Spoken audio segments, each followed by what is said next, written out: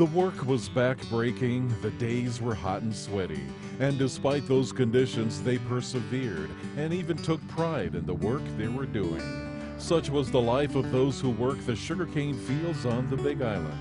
These images are from the Paul Christensen collection, a man who was there during the early years between 1930 through 1970, capturing a day in the life of a sugar plantation worker. Paul Christensen lived in Kukuihaile, so he really mingled among all the workers, and he really could capture a lot of pictures of people who lived there. Paul Christensen was the agriculturist. He used to be the cultivation supervisor. Then he became the agriculturist. The photos will demonstrate that it was a hot, laborious job. You can tell by the clothing, the look on their faces, the huge weight of the bundles that they're carrying, but the spirit of the people comes through too. It was a hard time, but you can tell that people appreciated their lifestyle. Difficult years, but where almost everyone worked. I graduated from Honoka School, and 3 days later I was working for the sugar company. Following in his dad's footsteps.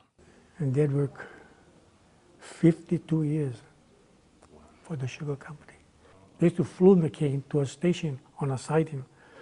And when there was so much cane, what we call cane cars, they called him, hook them up, get them out of here, bring the empties.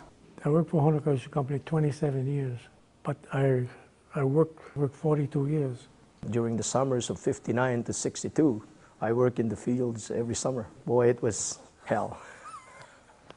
Cut cane, and herbicide control. We would pack that huge tank on our back and walk through the fields, rain or shine. That work ethic and the ability to work with your hands and problem solve. I think our critical thinking skills were better. And these photos reflect a lot of that. I think it's really important to be able to look at our past through these photos, because it gives us a glimpse of what the people did at those times. It forces us to look at our past. We managed to survive. And I think by looking at these pictures, I hope it will spur on more people to do research. On September 30th, 1994, the last truck making its final haul signaled the end of sugar processing on the Big Island. But the efforts of those who helped build the economic foundation for Hawaii will not be forgotten. They can be found in the photo collection of Paul Christensen.